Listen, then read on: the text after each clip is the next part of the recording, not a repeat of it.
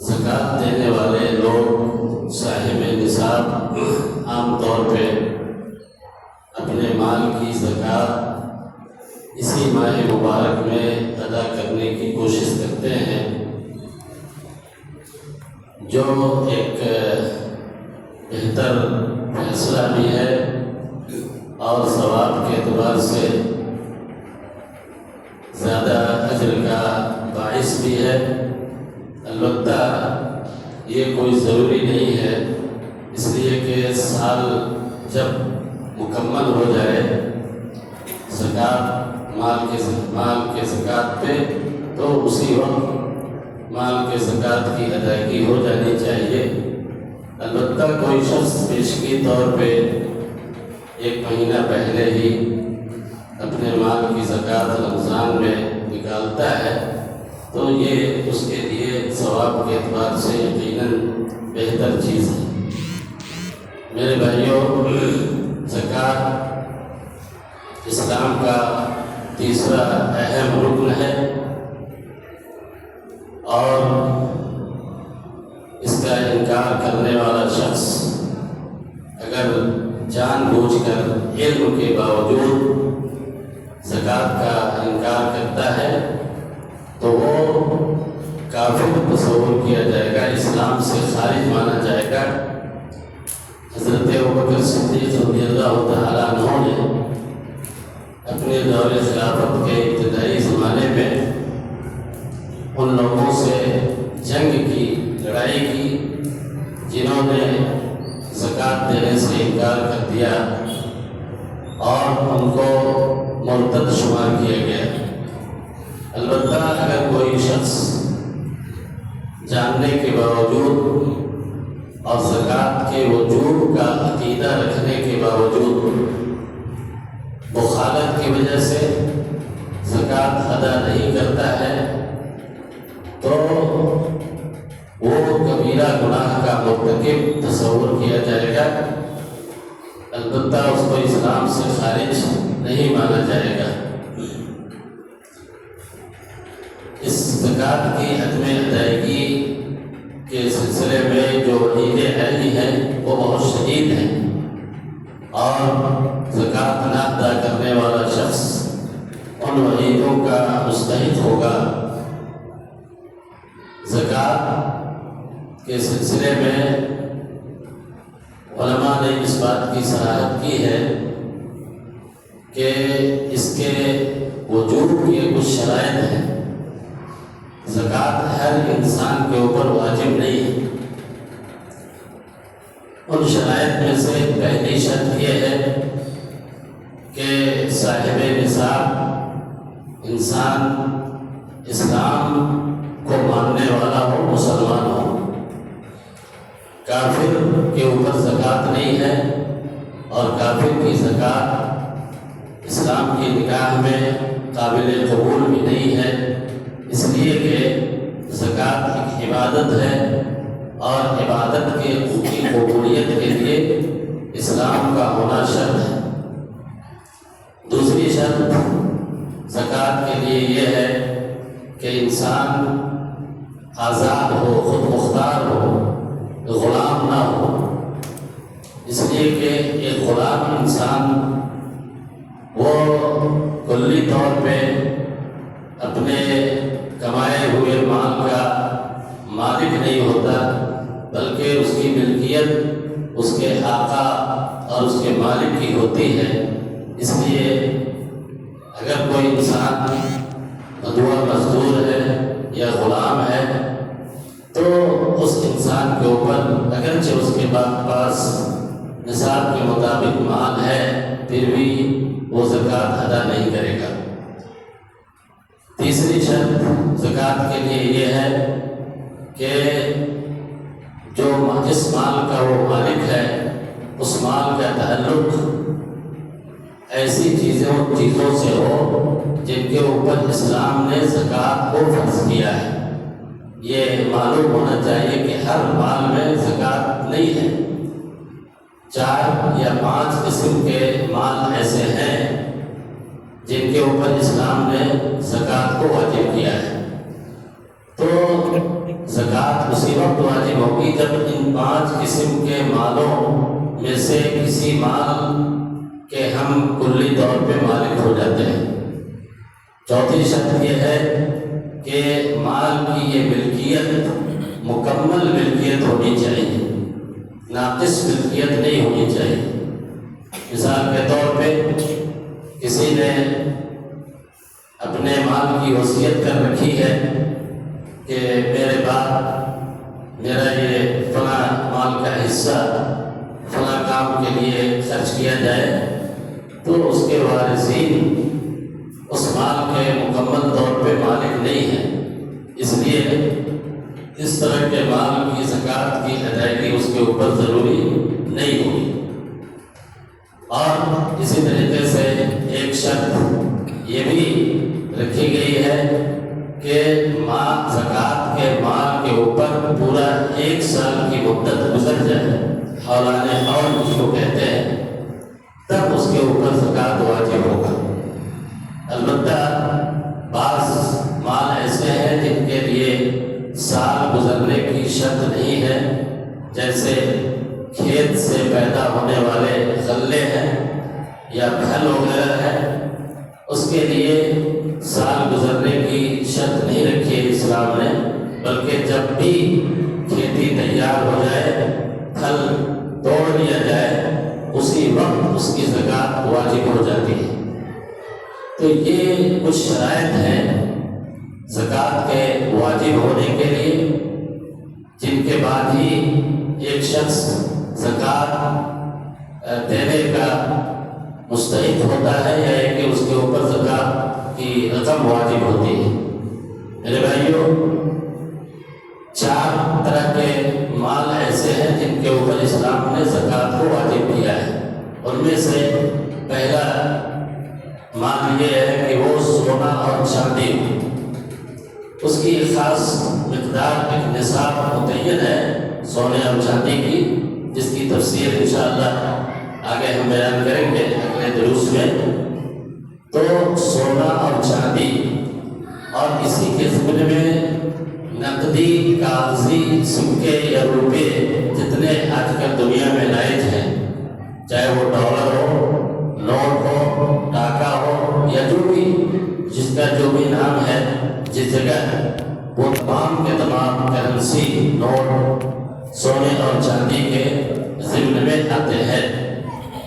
اس مال کے اوپر اگر نصاب کے مطابق ہو اور 1 سال کی مدت گزر جائے تو اس پہ زکوٰۃ واجب ہے۔ دوسری قسم مال کی وہ ہے جس پہ زکوٰۃ واجب ہے، وہ ہے تجارتی سامان، خواہ وہ کسی بھی نوعیت کی تجارت ہو، جس کو اسلام نے اصلاً جائز قرار دیا ہے۔ تو جائز حدود میں جو بھی تجارت کی جائے اور اس سے فائدہ اٹھایا جائے، نفع حاصل کیا جائے، وہ ساری تجارتیں اگر اس کی مقدار، اس کی آمدنی کی مقدار ایک خاص نصاب کے مطابق پہنچ جاتی ہے اور 1 سال کی مدت اس پہ پوری ہو جاتی ہے، تو اس پہ زکوٰۃ واجب ہے۔ ظاہر ہے کہ تجارت کے اندر وہ چیزیں داخل نہیں ہیں جن کی تجارت کو اسلام نے جائز قرار نہیں دیا ہے۔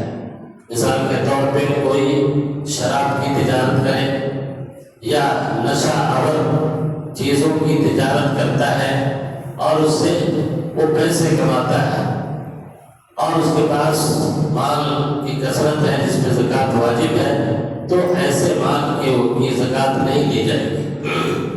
اب نشہ آور چیزوں کی بہت ساری قسمیں دنیا میں رائج ہیں، جن کی تجارت افسوس کی بات یہ ہے کہ مسلمان بھی کرتے ہیں، غیر مسلم تو کرتے ہی ہیں، تو ایسی چیزیں زکوٰۃ کے دائرے میں نہیں آئیں گی۔ تیسری قسم کی مکہ مال وہ ہے جس کے اوپر زکوٰۃ ہے، وہ ہے جانور مویشی، جانور بہائم جن کو کہتے ہیں۔ ان میں سے 3 قسم کے جانوروں پر اسلام نے زکوٰۃ کو واجب کیا ہے۔ ایک اونٹ، دوسرے گائے اور تیسرے بکری۔ صرف یہ 3 نوعیت کے جانور ہیں جس پہ اسلام نے زکوٰۃ کو واجب قرار دیا ہے۔ اس کی ایک خاص تعداد ہے، وہ تعداد جب پوری ہو جائے اور 1 سال کی مدت تک وہ تعداد باقی رہے تو آدمی صاحب نصاب مانا جاتا ہے، اور اس پہ گنتی کے اعتبار سے ایک خاص تعداد میں مال جانور کی زکوٰۃ ادا کرنی ہوتی ہے۔ گائے کے اندر علماء نے بالاتفاق بھینس کو بھی داخل کیا ہے۔ بھینس کی زکوٰۃ کو علماء نے گائے کے اندر شمار کیا ہے۔ کوئی اگر آدمی بھینس کی تجارت کرتا ہے اور وہ گائے کے نصاب کے مطابق اگر وہ پہنچا ہوا ہے اس کے پاس تو اس کی زکوٰۃ اس کو ادا کرنی ہے۔ اسی طریقے سے بکری کے اندر یا بکری کے ضمن میں میڈے کو اور دمبے وغیرہ کو بھی شامل کیا ہے۔ تو جو لوگ اس کی تجارت کرتے ہیں، اس کو پالتے ہیں، اس سے نفع کماتے ہیں، ان کے اوپر بھی وہی زکوٰۃ ہے جو اسلام نے بکری کی تعداد پہ زکوٰۃ رکھی ہے۔ چوتھی قسم اس مال کی ہے جس پہ زکوٰۃ واجب ہے، وہ ہے زمین سے پیدا ہونے والے غلہ جات یا پھل وغیرہ۔ اس میں جیسا کہ میں نے ابھی عرض کیا، اسلام نے ایک خاص مقدار متعین کی ہے، ایک وزن بتایا ہے کہ اتنے وزن کے کا غلہ اگر آپ پیدا کر لیتے ہیں تو اس کے اوپر فوری طور پہ جس وقت وہ غلہ تیار ہوگا آپ کے اوپر زکوٰۃ اس کی واجب ہو جاتی ہے۔ زکوٰۃ کے مال کی ایک اور قسم ہے جس کو علماء نے بیان کیا ہے، اور وہ ہے معادن اور رکاز، یعنی وہ مال جو خزانے کی شکل میں زمین کے اندر دفن ہے، جیسے جواہرات ہے یا کسی کو کوئی دفینہ ملتا ہے تو اس کے اوپر بھی علماء نے زکوٰۃ کو واجب قرار دیا ہے۔ تو میرے بھائیوں، یہ 5 طرح کے مال ایسے ہیں جن کے اوپر اسلام نے زکوٰۃ کو فرض قرار دیا ہے۔ اس کے علاوہ جو بھی مال ہوگا یا اس مال کے اندر اگر مطلوبہ صفات نہیں پائی جائے گی تو اس کے اوپر کوئی زکوٰۃ ہمیں ادا نہیں کرنی ہے۔ اور اخیر میں آپ کو یہ بھی بتاتا چلوں کہ زکوٰۃ کے اندر بہت ساری خوبیاں، بہت ساری حکمتیں اور بہت ساری مصلحتیں اللہ نے رکھی ہیں، اس لیے کہ زکوٰۃ ایک دینی فریضہ بھی ہے جس کو اللہ تبارک و تعالیٰ نے خود قرآن مجید میں فرض قرار دیا ہے۔ آپ جب قرآن مجید پڑھتے ہیں تو آپ کو اندازہ ہوگا کہ جہاں بھی قرآن میں نماز کا ذکر آیا ہے اس کے ساتھ ہی زکوٰۃ کا بھی ذکر آیا ہے۔ اقیموا الصلاۃ وآتوا الزکاۃ، صلاۃ کے قیام کے ساتھ زکوٰۃ کی ادائیگی کا حکم ہے۔ تو زکوٰۃ کے اندر بہت ساری مصلحتیں اللہ تعالیٰ نے رکھی ہیں۔ مثال کے طور پہ زکوٰۃ کی ادائیگی کے اندر ایک بہت بڑی حکمت اور مصلحت یہ ہے کہ اس کے ذریعے انسان اللہ رب العالمین کا شکر ادا کرتا ہے۔ اللہ تعالیٰ جب کسی کو مال کی دولت سے نوازتا ہے، یہ بہت بڑی نعمت ہے مال اللہ تعالیٰ کی طرف سے، تو اس کے زکوٰۃ کی ادائیگی کے ذریعے وہ انسان گویا کہ اللہ رب العالمین کی اس نعمت کا شکریہ ادا کرتا ہے۔ اسی طریقے سے زکوٰۃ کی ایک بڑی حکمت یہ بھی ہے کہ اس کے ذریعے اللہ رب العالمین اس مال کی تطہیر کرتا ہے، اس کو پاک و صاف کر دیتا ہے۔ قرآن مجید میں اللہ تعالیٰ نے فرمایا خذ من اموالہم صدقۃ تطہرہم وتزکیہم بہا، اے نبی آپ ان کے مال کی زکوٰۃ لیجئے اور اس زکوٰۃ کے ذریعے ان کو پاک کیجئے، تو اس سے مال جو ہے نا ہمارا حلال ہو جاتا ہے، مال پاک ہو جاتا ہے۔ اسی طریقے سے زکوٰۃ کی ایک بڑی حکمت یہ بھی ہے کہ اس سے مال کے اندر برکت ہوتی ہے، اس میں اضافہ ہوتا ہے۔ یہ اضافہ معنوی طور پہ ہوتا ہے، اگر ہم اس کو ظاہری طور پہ نہ دیکھیں یا نہ محسوس کریں، لیکن معنوی طور پہ اس میں اللہ رب العالمین برکتیں عطا فرماتا ہے۔ زکوٰۃ کی حکمتوں میں سے ایک بڑی حکمت یہ ہے کہ اس کے ذریعے اللہ رب العالمین انسان کے اندر جو بخل کی، بخالت کی صفت ہے، یہ بہت بری صفت ہے، اس صفت کو اللہ تعالیٰ ختم کرتا ہے، اس خصلت کو اللہ تعالیٰ دور کر دیتا ہے۔